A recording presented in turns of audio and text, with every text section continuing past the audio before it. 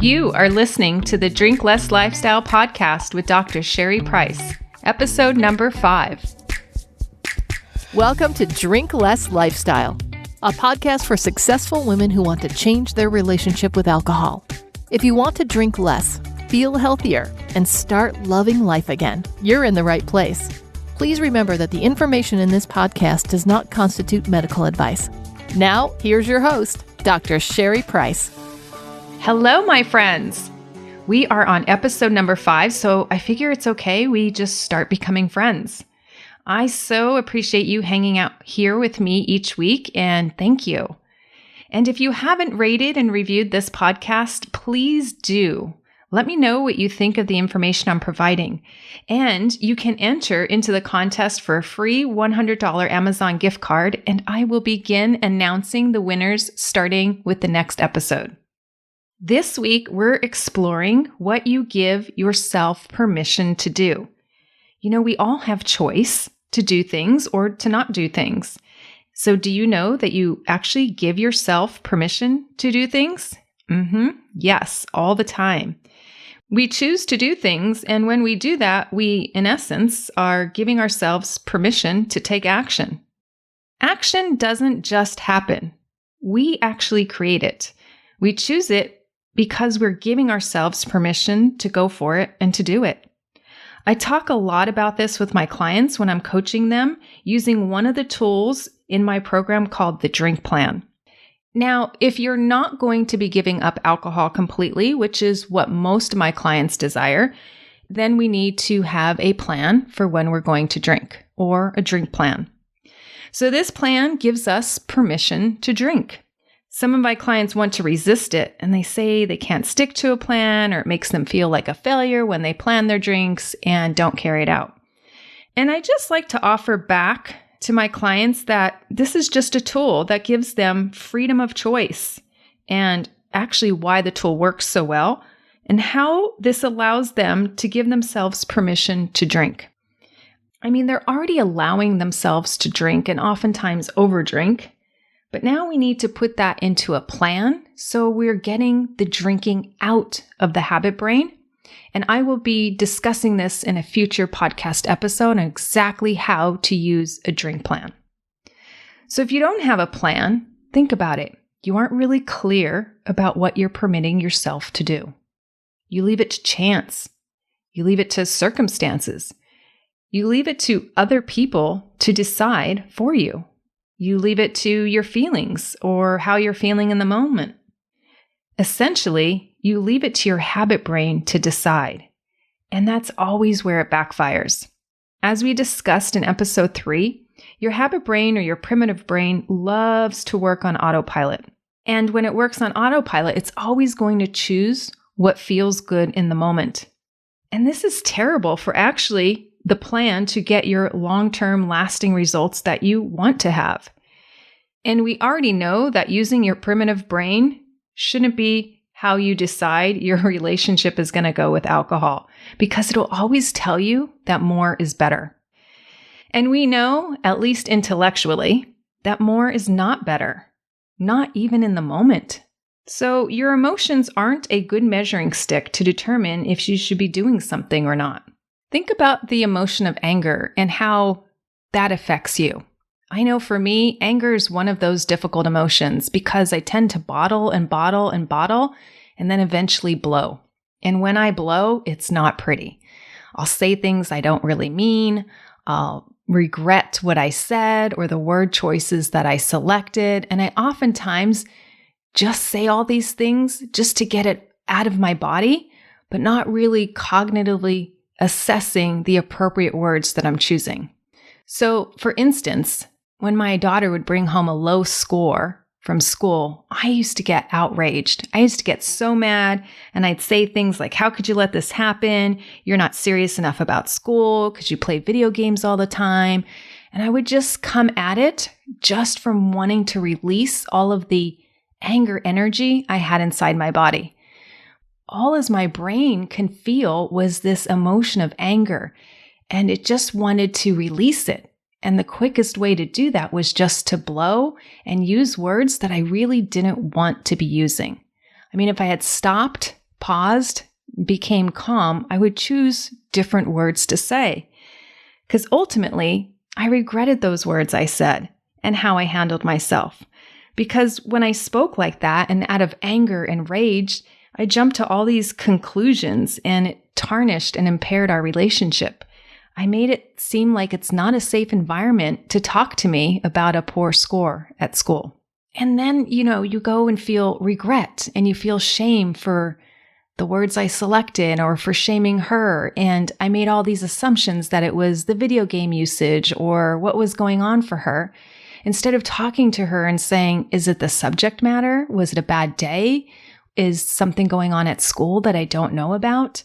Like instead of opening up with curiosity and trying to really understand what was behind this score and how to rectify it for the future, I just flipped my lid.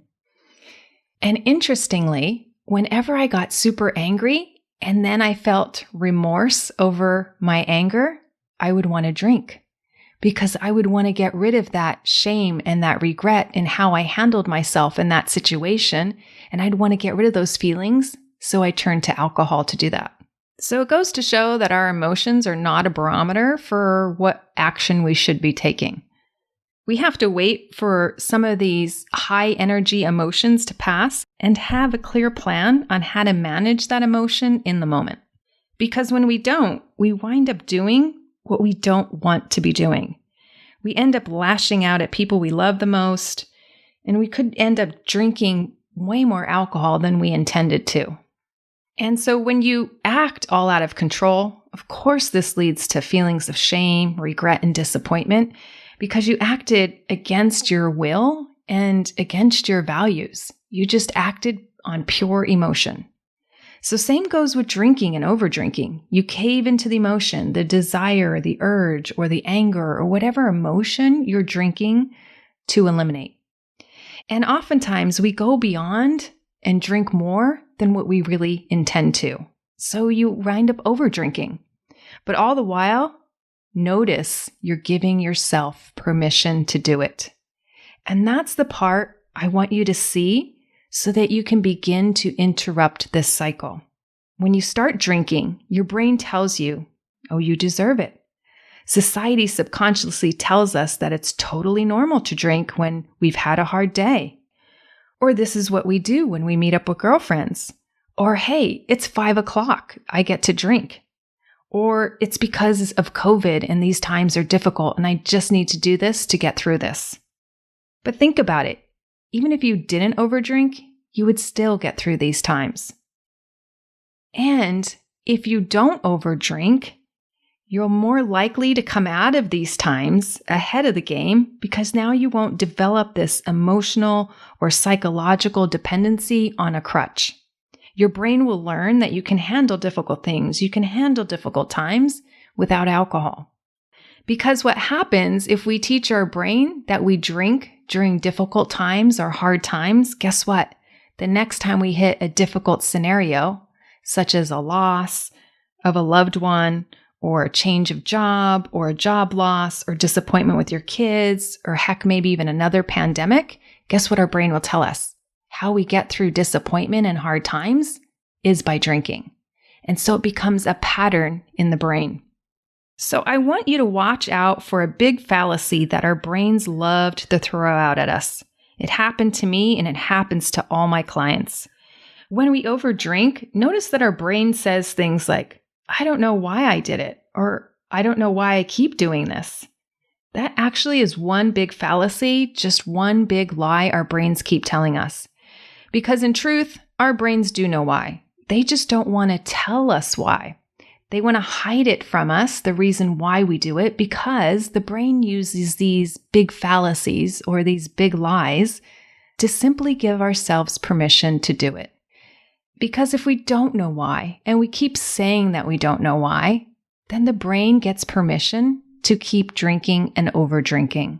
So thoughts like this are actually ways our brain gives us permission to keep drinking. So you're probably familiar with these thoughts. Thoughts like, I deserve it. It's Friday. Oh, here's a good one. No one will know. Just think about that one for a minute. No one will know.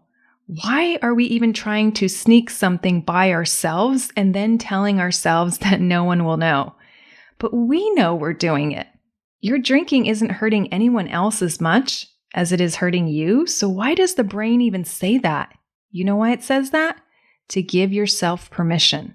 It's totally illogical, but the brain falls for it every time. And I love this one. One more won't hurt. Another fallacy, another lie from the brain. Do you think that the hangover or the weight gain or your sluggishness or the low energy or feeling unproductive and unmotivated or impaired cognition is likely to come from the first drink you had or the last drink you had? Yeah, one more does hurt, and we know that. So why do we believe these lies? I'll tell you why. It's because ultimately, our brain wants to give ourselves permission to continue drinking. You can call it self-sabotage or putting your head in the sand or saying, I don't know why it keeps happening. Or you can say things like, I just have a rebel personality and I don't like to follow the rules. Or whatever you're saying, just know that those are all excuses or lies or sentences in our mind for our brain to give us permission to keep drinking. And I really want you to see the importance of this, because when you start seeing how the brain is using fallacies and lies to keep us drinking, to keep the permission slip going, then you can start to recognize how to change. Because if we believe we are a rebel or we just don't know why, we'll never be able to solve it.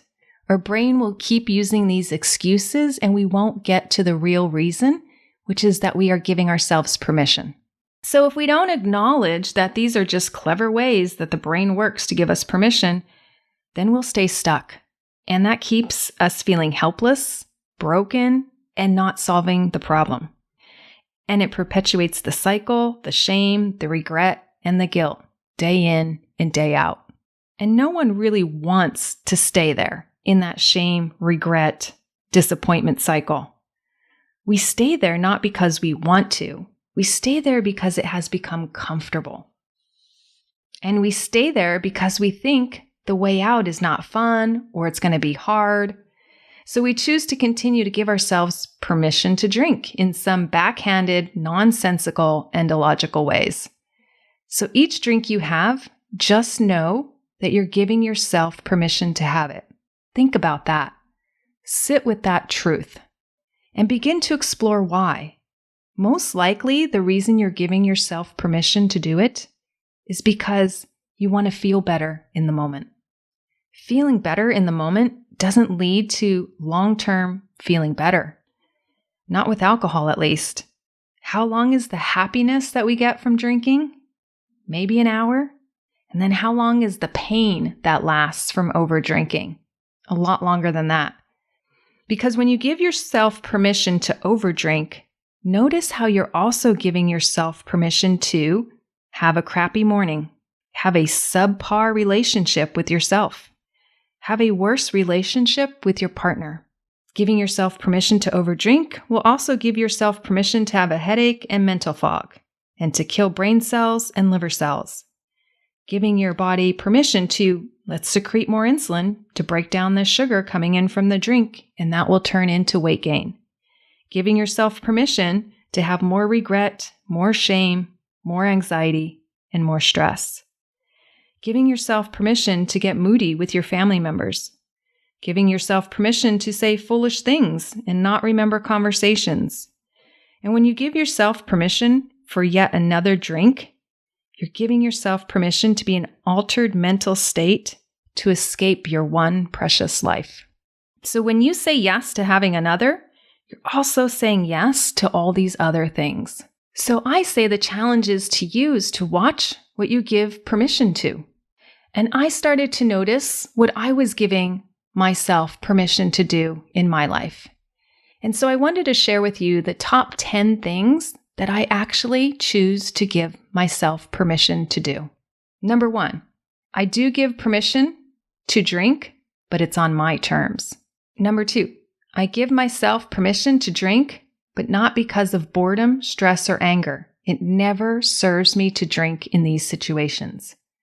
I give myself permission to have a drink sometimes 2, and then I also give myself permission to stop. I give myself permission to have amazingly clear mornings with no brain fog, no regrets, and no hangover. I give myself permission to move my body regularly because it feels good and it feels healthy. I give myself permission to have a restful 8-hour a night of sleep. If I'm on puppy duty that night, I make it clear to myself and my family that it's okay I nap during the day to catch up, or I go to bed a bit earlier. I give myself permission to fuel my body with foods that make it run efficiently without major changes in my blood sugar, without extreme highs and extreme lows. I give myself permission to enjoy water and my supplements that support my gut health, keep me regular, and strengthen my cognition. I give myself permission to enjoy my style, my clothing, my jewelry, and how I look in the mirror. And I give myself permission to enjoy my family with unconditional love. That's my list. How about yours? What's on your top 10? Take time and let your brain know how serious you are about what you give it permission to do, and write it out. I treasure my list, and I hope you learn to treasure yours too. And remember, you get to decide what you give permission to. Okay, my friends, that's what I have for you this week. Before you go, I'm excited to celebrate the launch of this podcast by giving away 4 $100 Amazon gift cards to lucky listeners who subscribe, rate, and review the show on Apple Podcasts.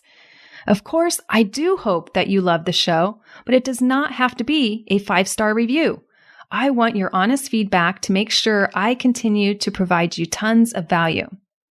So visit sherryprice.com/podcast launch to learn more about the contest and how to enter. I'll be announcing the winners on the show in an upcoming episode. Bye for now. Thanks for listening to Drink Less Lifestyle. If you're ready to change your relationship with drinking now, check out the free guide, How to Effectively Break the Overdrinking Habit, at sherryprice.com/start now. See you next week.